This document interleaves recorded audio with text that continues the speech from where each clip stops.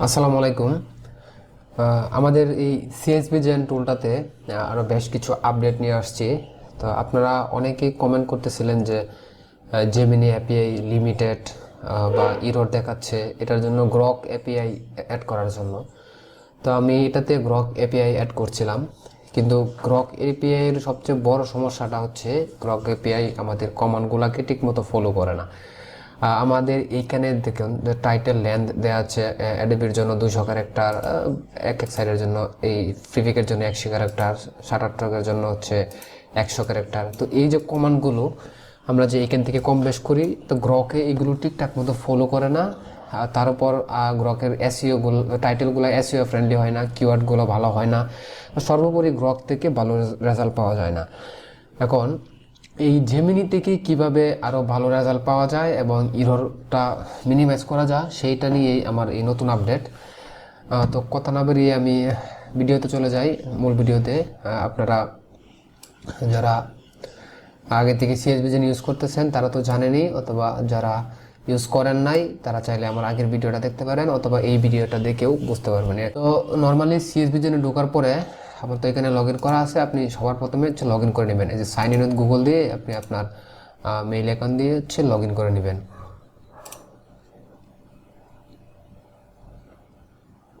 যে log in হওয়ার পরে আমার ফার্স্ট কাজ হচ্ছে এপিআই সেট করা। এই যে এইখানে হচ্ছে সেট এপিআই ক্লিক করলে আগে আপনার হচ্ছে একটা এপিআই সেট করতে পারতাম, এখন আমরা দুইটা এপিআই সেট করব, এবং দুইটা এপিআইয়ে আপনার অটোমেটিকলি এপিআই সুইচ করবে। ধরেন আপনি দুইটা এপিআই দিলেন, দেওয়ার পরে হচ্ছে ইমেজ ক্রিয়েট করতে রাখলেন, তারপরে হচ্ছে একটা এপিআই যদি শেষ হয়ে যায় প্রোগ্রাম অটোমেটিকলি দ্বিতীয় এপিআই কিটাকে ধরে ফেলবে, আপনার আর কিছুই করতে হবে না। আপনি শুধু এখান থেকে দুইটা এপিআই কি দিবেন, যে এখানে ক্লিক করার পরে এটা হচ্ছে আপনার গুগল এআই স্টুডিওতে নিয়ে যাবে।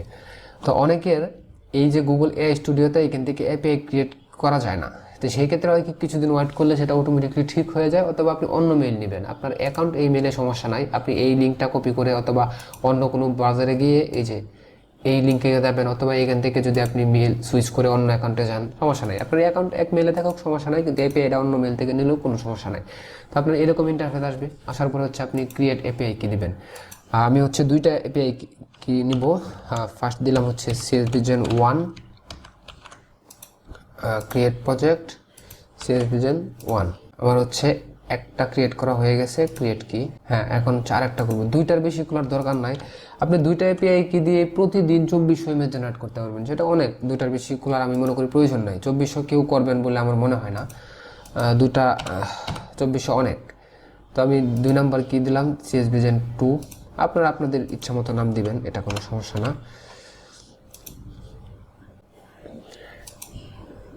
এখন হচ্ছে ক্রিয়েট সিএসভি জেন 2 ক্রিয়েট কি। আচ্ছা, আমার এই যে দুইটা এপিআই জেনারেট করা হয়ে গেছে। এই যে এইখানে দেখেন লেখা হচ্ছে ফ্রি টায়ার। যদি আপনাদের এপিআই কি এখানে ফ্রি টায়ার না থেকে আনেবল লেখা থাকে, তাহলে হচ্ছে আপনারা এই এপিআই কাজ করবে না, সেই ক্ষেত্রে আপনার কিছুদিন ওয়েট করতে হবে, অথবা অন্য মেল দিয়ে এপিআই ক্রিয়েট করতে হবে। যেহেতু আমার এখানে ফ্রি টায়ার আছে, আমি এটা ব্যবহার করতে পারবো। তো আমি এখান থেকে একটা এপিআই নিলাম, নিয়ে এইখানে পেস্ট করলাম, সেভ দিলাম। এখন হচ্ছে আরেকটা এপিআই নিব, আরেকটা এপিআই নিলাম, এখানে দিয়ে সেভ দিলাম, বাস হয়ে গেল। এখানে চাইলে আমি কোন এপিআইটা আগে ইউজ করবো সেট করতে পারবো, এটা করার দরকার নাই, এটা অটোমেটিকলি প্রোগ্রাম নিয়ে নেবে। ক্লোজ দিয়ে দিলাম। এখন হচ্ছে আমার এপিআই কি হয়ে গেছে। এখন আমার নেক্সট কাজ, এই টুলগুলো আশা করি বোঝাতে হবে না, আপনারা আগের ভিডিও তো দেখছেন, অথবা এখানে আপনারা পড়লেই বুঝতে পারবেন কোনটা কি। এটা টাইটেল, এটা কিওয়ার্ড, এটা ডেসক্রিপশন, তারপর হচ্ছে এটা হচ্ছে মিডিয়া টাইপ। আপনার যদি 3D আইকন হয় তাহলে 3D আইকন সিলেক্ট করে দেবেন, আর যদি অটো দিয়ে দেন তাহলে প্রোগ্রাম অটোমেটিকলি সিলেক্ট করবে। এটা হচ্ছে প্রিফিক্স। প্রিফিক্সটা হচ্ছে আপনার টাইটেল বা প্রম্পটের আগে সব বসবে, সরি পরে, হ্যাঁ আগে বসবে। আর সাফিক্সটা হচ্ছে আপনার পরে বসবে। আপনি যদি চান এমন একটা ওয়ার্ড যে ওয়ার্ডটা সবগুলো টাইটেলের শেষে বসবে, তাহলে এখানে এটা অন করে এখানে সেই ওয়ার্ডটা দিয়ে দিবেন। আর নেগেটিভ ওয়ার্ড হচ্ছে আপনার টাইটেলে যে ওয়ার্ডগুলো আপনি রাখতে চাচ্ছেন না, নেগেটিভ কিওয়ার্ড টাইটেলে আপনি যেগুলো রাখতে চাচ্ছেন, কিওয়ার্ডে যেগুলো রাখতে চাচ্ছেন না, যেমন আপনি চাচ্ছেন না কোনো কোম্পানির নাম হোক, তাহলে আপনি এখানে লিখে দিলেন কোম্পানি, কোন কোম্পানির নাম, ভায়োলেন্স, অ্যালকোহল। মানে আপনি যদি কাস্টমাইজ করতে চান আপনার ইচ্ছা মতো, আমার মতে আপনার এগুলো দরকার নাই, এগুলো খুব অ্যাডভান্স। আপনার যারা ভালো এসইও চান তারা এটা করতে পারেন, নয়তো আপনি নর্মালি এভাবে রেখে দেবেন। আচ্ছা, আমি হচ্ছে অ্যাডোবি স্টকের জন্য একটা ক্রিয়েট করি। আমি ধরেন 40টা কিওয়ার্ড দিলাম, 117 টাইটেল দিলাম, আর অটো দিয়ে রাখলাম। এখন হচ্ছে আমি ইমেজ সিলেক্ট করলাম, আমার এখানে ইমেজ আছে কতগুলো। আচ্ছা, আপলোড হতে থাক, ওই দিক দিয়ে আমি অন্য অপশনগুলো দেখে আসি। এখানে হচ্ছে আপনার মেটাডাটা, আর এটা হচ্ছে এআই প্রম্পট। প্রম্পটের ক্ষেত্রে সেম অপশন, এখানে প্রম্পটের লেন্থ আপনার ইচ্ছা মতো দিতে পারবেন। ব্যাকগ্রাউন্ড যদি হোয়াইট থাকে হোয়াইট দিতে পারবেন। ক্যামেরা প্যারামিটার যদি এটা দেন, তাহলে প্রম্পটগুলো এরকমভাবে হবে যে সে হচ্ছে ক্যামেরা অ্যাঙ্গেল কীরকম থাকবে সেটা এক্সপ্লেন করে দিবে আর কি।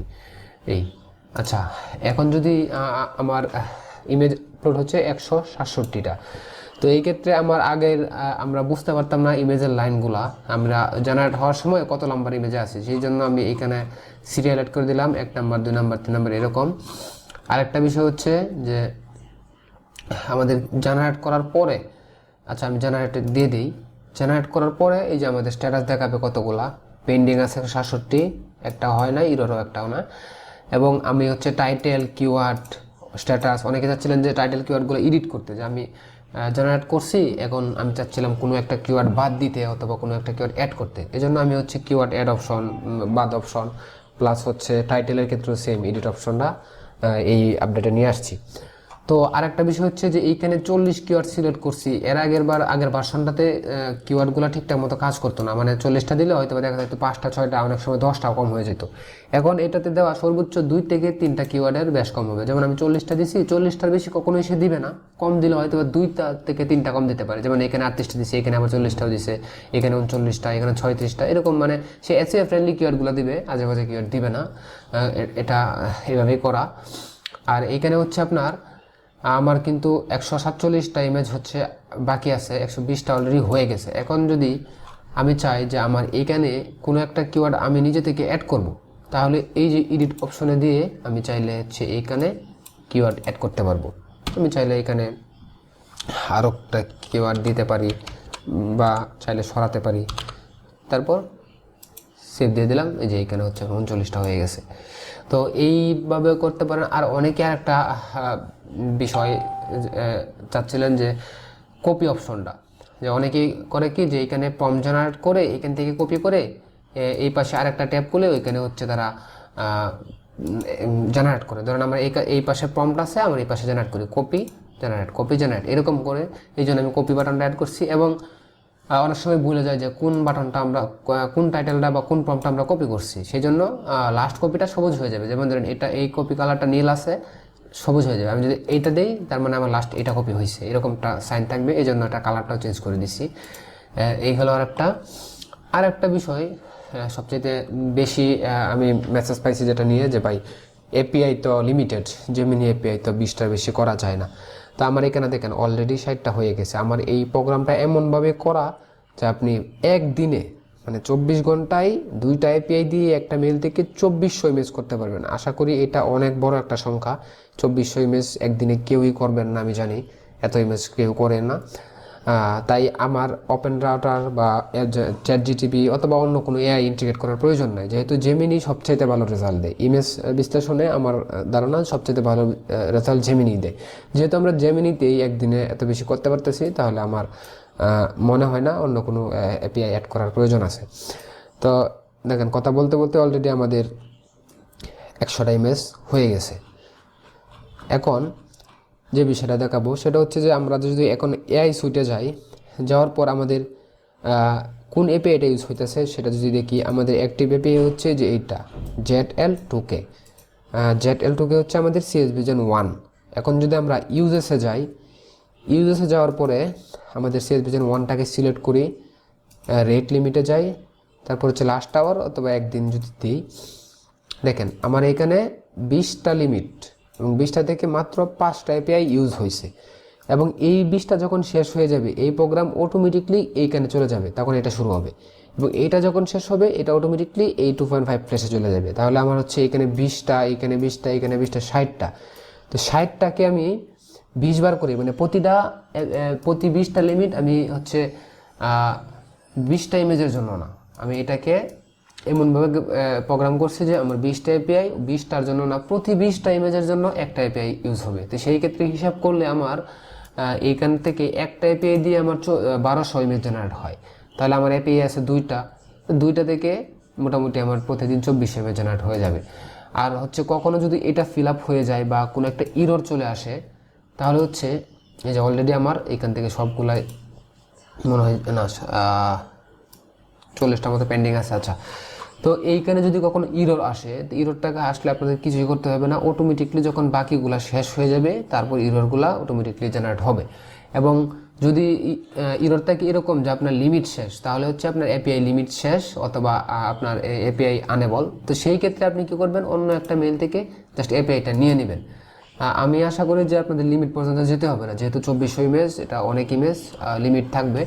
তবে আপনারা 2টার বেশি এপিআই করেন না, এখান থেকে হচ্ছে 2টা এপিআই নেবেন, 2টার বেশি এপিআই দিয়েন না। আর হচ্ছে যদি এই মেইলে কাজ না করে অন্য একটা মেল থেকে সুইচ করে এপিআই জেনারেট করে নেবেন।